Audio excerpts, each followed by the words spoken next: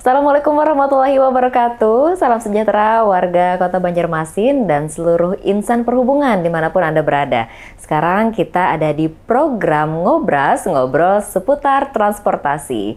Nah, saat ini di sebelah saya sudah ada Kepala Dinas Perhubungan Kota Banjarmasin, Bapak Haji Slamet Begjo, ATDMT. Betul ya Pak? Ya. Baik. Dan nantinya Bapak kita akan ngobrol ya dan akan berbincang mengenai dunia transportasi dan tentunya di Kota Banjarmasin seperti apa kebijakan-kebijakan yang telah diambil, kemudian bagaimana masyarakat telah merasakan manfaatnya ya, dan apa saja nih yang akan dilakukan tentunya supaya membuat Kota Banjarmasin semakin aman, semakin nyaman gitu ya. Dan seperti yang kita ketahui, nah salah satu misi dari pemerintah Kota Banjarmasin adalah yaitu misi nomor 4, yaitu meningkatkan kualitas pengelolaan infrastruktur yang terintegrasi dengan penataan ruang dan lingkungan dengan program prioritas, yaitu mengintegrasikan transportasi sungai dan juga transportasi darat yang inklusif agar dapat diakses oleh semua warga tanpa terkecuali. Dan tentunya ini bukan perkara yang mudah ya Pak ya, ini tantangan tersendiri ya bagi Kota Banjarmasin. Dan untuk itu, tema kita hari ini adalah transportasi terintegrasi di era digitalisasi. Baik, Bapak, selamat siang. Selamat siang. Semangat, Bapak, masih? Semangat. Sudah makan ya, Pak ya? Alhamdulillah. Alhamdulillah. Baik. Baik, Bapak, mengenai tadi tema kita transportasi terintegrasi di era digitalisasi. Nah, terintegrasi. Nah, sekarang bagaimana, Pak? Program prioritasnya nih untuk tadi mengintegrasikan transportasi sungai dan juga transportasi darat, dan tantangannya nih dapat diakses oleh semua warga tanpa terkecuali. Bagaimana nih Pak programnya? Baik, Banjarmasin ini terkenal dengan sebutan Kota Seribu Sungai. Betul. Yang angkutan sungainya sendiri sekarang bisa dilihat tidak seberapa. Tidak sampai 1.000, gitu kan. Tidak sampai 1.000 ya. Ini mungkin karena banyaknya sungai sehingga disebut 1.000 sungai.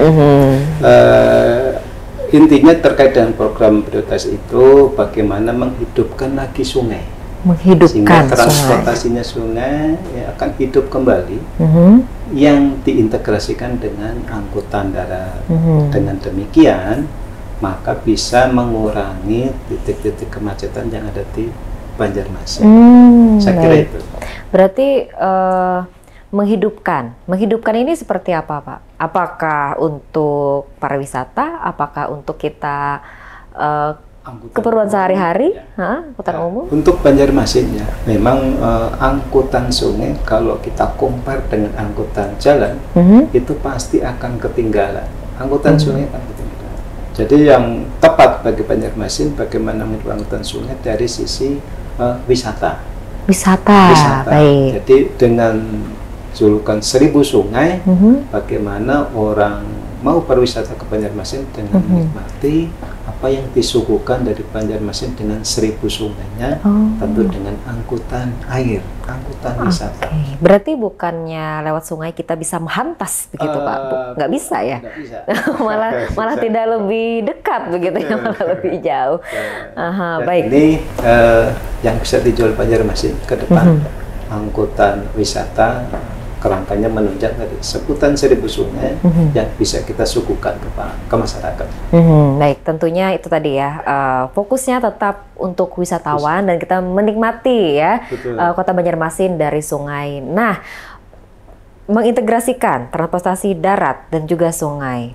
Kemudian strateginya nih Pak secara konkret, nah mungkin apa yang dilakukan seorang Kepala Dinas Perhubungan Kota Banjarmasin? Baik, ini bukan kerjaan mudah. Betul.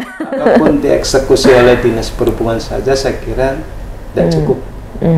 Jadi memang sudah saatnya kita berkolaborasi atau membawa serta dengan instansi terkait.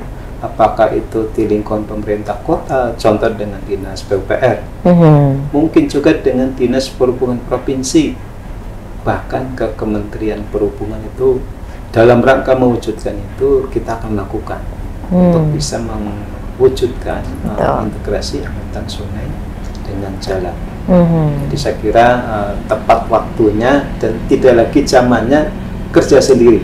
Iya. Dan ini kerjaan berat yang gotong harus royong ya Pak ya, berkolaborasi. kolaborasi. Dahulu dengan gotong royongnya, Iya.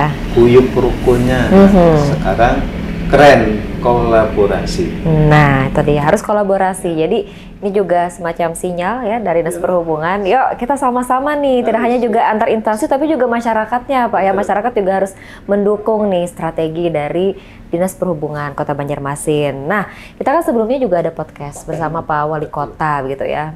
Juga temanya mengenai transportasi terintegrasi begitu. Nah, sekarang implementasinya sudah sejauh mana Pak program ini, dan kolaborasinya tadi apakah sebenarnya sudah berkolaborasi atau penjajakan atau akan begitu? Baik, yang sudah terimplementasi ya jelas ya, yang sudah terimplementasi kaitan dengan pembangunan bagaimana koneksi angkutan jalan dengan sungai yang sudah kita eksekusi itu memang sebenarnya ada beberapa tempat, tetapi yang sudah fungsional itu kan pembangunan shelter di Pulau Bromo. Kita sudah bangun itu, kemudian untuk angkutan jalannya Trans Banjarmasin yang menuju ke situ, ke Mantuil.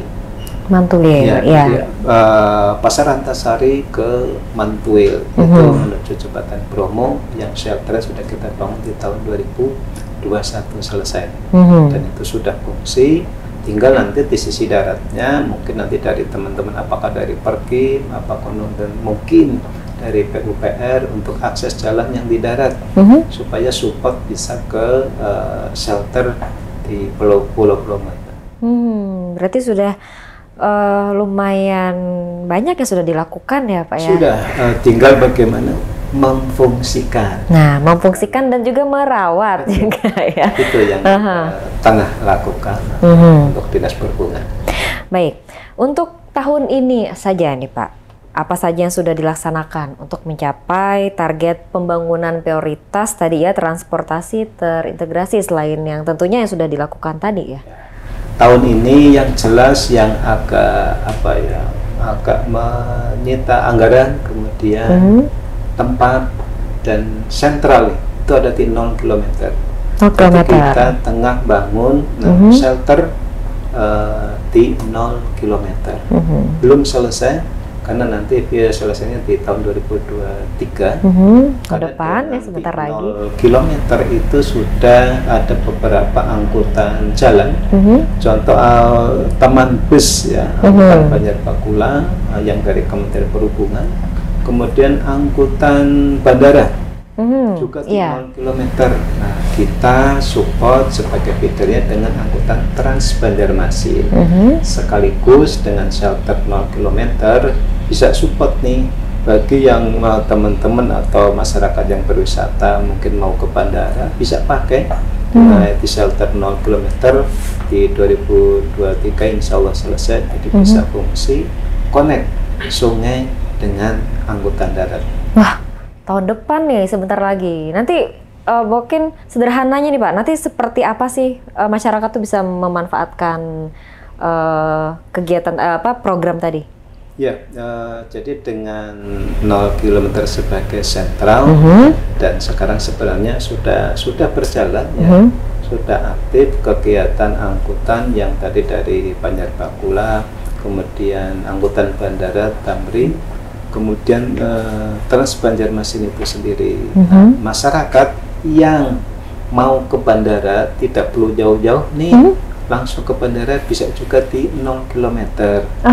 Jadi dengan 0 km nanti ada angkutan Stamri yang ke bandara bisa naik. Itu langsung ya, dari langsung. 0 km sampai bandara. Betul. Karena angkutannya sudah ada dan sudah berjalan. Kita tinggal menyiapkan saja nanti terkait dengan pengembangan di daratnya untuk integrasi, karena perlu pengembangan. Jadi tidak cukup dengan shelter dibangun karena akses tidak cukup dengan akses seadanya. Karena yang tadi disebut inklusif itu kan kawan-kawan yang berkebutuhan khusus itu harus difasilitasi. Berarti mereka juga bisa dengan mudah. Betul. Jadi akan kita kembangkan di 0 km di 2023 yang sekarang baru shelternya yang belum selesai, tapi sudah sedikit lagi lah, mungkin 90%-an itu sudah Wow. selesai. Nanti tinggal atapnya untuk di 2023. Tinggal sebentar lagi ya teman-teman, kita sudah bisa merasakan Insya tadi ya sarana yang tentunya sangat memudahkan nih bagi kita dan juga membuat nyaman. Berarti nanti kita dari bandara juga nanti sampai ke 0 km bisa langsung wisata sungai juga. Bisa. Iya, jadi kalau ada yang bawa keluarga gitu ya dari luar kota mau susur sungai, nah turun dari bandara, karena saya dulu begitu Pak dibilang, apakah katanya Banjarmasin itu karena kota 1000 sungai, turun dari bandara itu katanya langsung pakai perahu, pakai jukung katanya. Betul. Dulu kan ya nggak mungkin lah, saya bilang mana mungkin bandara adanya di tengah sungai, tapi sekarang bisa, berarti. Tapi ke Banjarmasin dulu. Harus dihubungkan. Harus dihubungkan. Nah, berarti teman saya tuh visioner ya Pak ya, terus dia sudah bisa membaca gitu. Ya, jadi nanti punya indera keenam. nah, itu tadi, saya bilang nggak mungkin. Sekarang ternyata mungkin ya, turun dari bandara, naik bis Banjarbakula dulu, ya. Atau angkutan bandara, baru sampai di 6 km. Iya. Di situ mau terus Banjarmasin, Langsung mau susur wisata sungai. mentok susur sungai, bisa. Kopernya dibawa aja, nggak apa-apa ya, masuk di jukung, ya kan.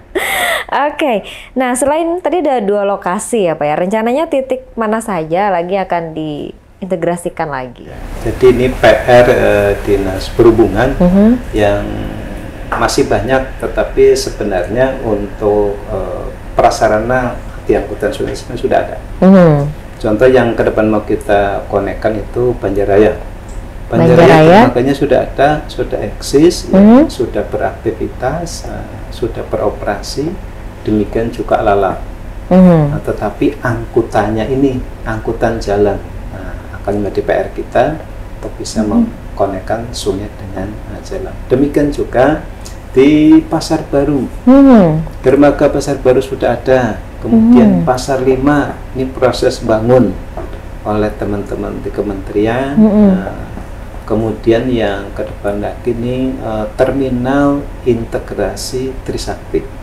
Itu saya kira beberapa spot yang akan kita bangun untuk dikembangkan. Jadi yang sudah ada dikembangkan, yang belum kita bangun, mudah-mudahan apa yang menjadi program Prioritas Pawali itu bisa terrealisasi sebelum masa Sidin berakhir. Berarti itu program berapa tahun kalau dari Dinas Perhubungan sendiri? Apakah cukup 1-2 tahun? 1-2 tahun tidak cukup. Contoh nanti yang Trisakti itu ya, itu perlu waktu untuk membangun terminal integrasi, perlu waktu.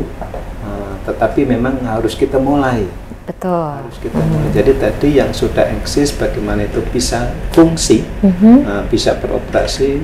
Contoh Banjaraya, kemudian Lalat, Pasar Baru, kemudian Pasar 5, itu tinggal nanti aksesnya. Dan tentu perlu support dari teman-teman yang membidangi, contoh PU. Ya, harus betul. support untuk aksesnya. Kolaborasi tadi ya kan. Kolaborasi sudah waktunya ya. Tidak bisa kami eksekusi sendiri. Jadi harus berkolaborasi.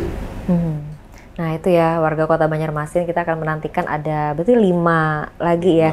Sebenarnya sudah ada Pak ya, tapi kita mungkin harus bersabar dan juga turut support juga tentunya Pak ya, support kita memfungsikan dengan baik, kemudian merawat juga bersama-sama apa yang sudah dibangun. Jangan nanti yang satu selesai, pas yang satu selesai lagi yang satunya rusak, gitu Pak ya. Kita harus selama-selama menjaga juga, dan itu kan untuk kita ya, untuk kita warga Kota Banjarmasin dan untuk kenyamanan kita. Tentunya kita juga sama-sama harus merawat dan mensupport Pak Slamet ya, untuk selalu semangat ya, supaya Kota Banjarmasin ini lebih lengkap lagi ya untuk transportasinya. Nah, kemudian saat ini angkutan BTS gitu Pak dari Kemenhub itu kan sudah mengangkut penumpang kan sudah banyak juga dari Banjarbaru, kemudian dari Kabupaten Banjar juga. Nah, sekarang persiapannya di Kota Banjarmasin untuk mereka sudah menyediakan juga. Nah, untuk Banjarmasin menyambut itu seperti apa? Baik. Jadi BTS ada yang tertulis di bisnya teman bis. Nah, kami ada untuk Anda gitu ya. Yeah. Itu dari teman-teman kementerian supportnya yang sekarang sudah berjalan. bagaimana Banjarmasin menyambut, ya, bagaimana Banjarmasin menyambut. Karena kalau tanpa itu mungkin kemacetan akan berasa. Karena semakin banyak orang, semakin banyak kendaraan. Nah, dengan teman bis atau BTS itu bisa mengurangi jumlah kendaraan. Nah, Banjarmasin tentu perlu nih menyambut mereka dengan menyiapkan feeder pengumpan, yaitu dengan Trans Banjarmasin yang sekarang baru 3 koridor. Nah, kita akan coba kembangkan untuk pelayanan koridor-koridornya, karena kalau tidak salah ada 13 koridor, yang 9 untuk yang utama, kemudian yang kecil itu kita kurang lebih ada 4 koridor. Nah, di tahun depan, ya, di tahun 2023 kita akan ditambah 1 koridor. Jadi nanti sebagai feeder atau sebagai pengumpan angkutan Banjar Bakula, tentu kita menyiapkan dengan namanya Trans Banjarmasin. Insya Allah 2023 kami akan nambah 1 koridor lagi dengan pengadaan 5 unit bus. Wow. Di 2023. Wah, banyak hal nih akan kita nanti ya di tahun 2023 nanti. Kita nggak sabar nih menantikannya seperti apa ya Pak ya. Oke, nah pesan Pak, bukan pesan terakhir tapi pesan-pesan ya untuk warga Kota Banjarmasin, Pak, silahkan.